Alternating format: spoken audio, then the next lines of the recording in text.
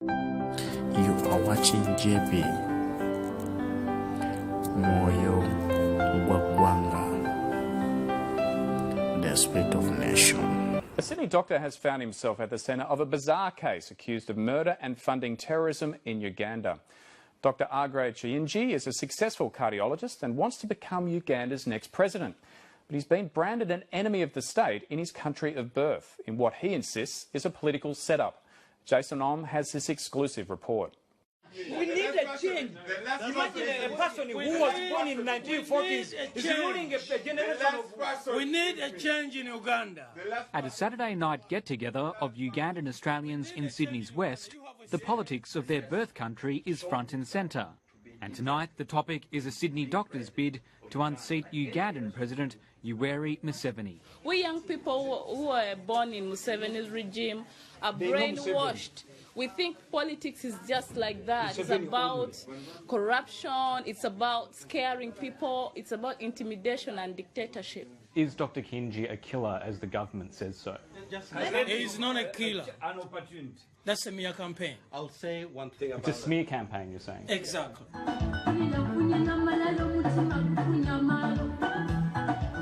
According to the Ugandan government, this man, cardiologist Dr. Kiyinji, is a terrorist and responsible for a series of murders. But if the aspiring politician is afraid of the claims against him, he's certainly not showing it. At his clinic in Western Sydney, Dr. Kiyinji uses a musical remedy to put his patients at ease. Yeah, that's good. Yes. And in this case, he's helping a man who's recovering from open heart surgery. That's the idea. Okay. Yes. No, it's good. Keep it going. Get that heart to pump. Dr. Kiyinji is promising Ugandans to rescue them from the nearly 30-year rule of President Museveni. If Mr. Museveni persists in trying to cut my head off, whether I'm there or not, I want to make a prediction. There will be a people's revolution. The Museveni regime has accused Dr. Kiyinji of helping organise the murder of 7 people, including Muslim clerics and police officers. The victims were said to be killed by the rebel group the Allied Democratic Forces, and police say Dr. Kiyinji funded their activities. Leading the public campaign against him is the head of the Ugandan police force, General Kale Kaihura. We detected this around Christmas, towards Christmas, when we got information that they actually wanted to attack police stations. And it was linked to Dr. Kiyinji's group. Ugandan police have arrested 18 suspects. Another 8, including Dr. Kiyinji, are wanted. I've never supported terrorism in any way. I've never funded any terrorist group or any terrorist. Did you have any role in the killing of the 7 people? Absolute nonsense. Of course I didn't.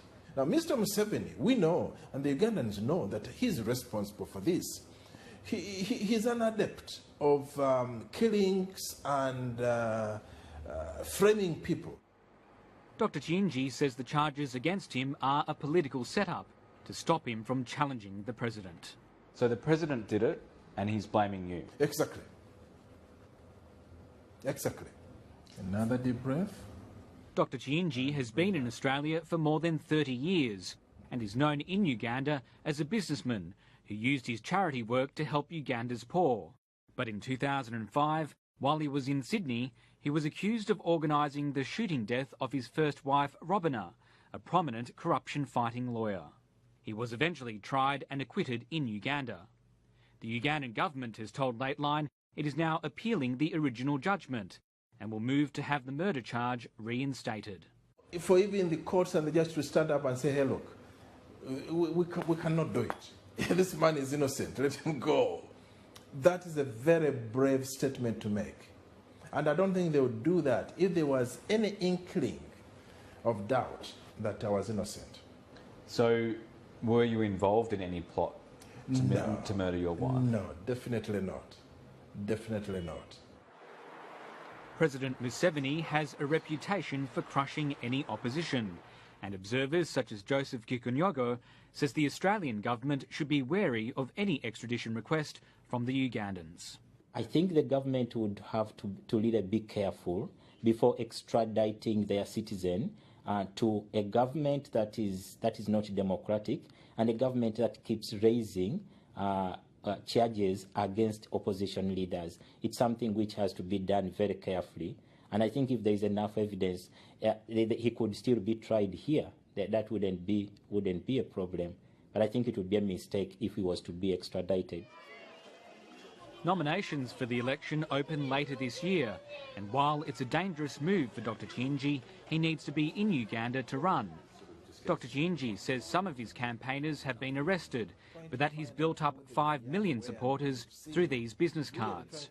He says there are 1.5 million of them circulating around the country. Dr. Kiyinji says he has 5 million supporters in Uganda. Does that sound true to you? Well, that is something you can't really know. But the fact is, Ugandans have shown on several occasions that they're tired of this government. That's right. It's hard to gauge the support for Dr. Kiyinji in Uganda, but here at least there seems to be some backing from Sydney's Ugandan community. The people we spoke to, some supporters, some not, are all members of the Uganda Association of New South Wales. Dr. Kiyinji should be very courageous to stand. Let him go and face it. He's not a criminal. Criminals do not go back home. We put that to Dr. Kiyinji. If you are innocent, as you say you are, yes, why not go to Uganda and face the charges in court? 2 reasons. One, I'll be killed instantly or arrested. You're talking about Museveni. You're not talking about Australia. 2, although this has come out in the press, actually, I've not received any court summons or criminal summons from Uganda. You received no letter? No! But late today, Dr. Kiyinji told Lateline that he would return to Uganda in 3 months, whether or not he would still face charges by then.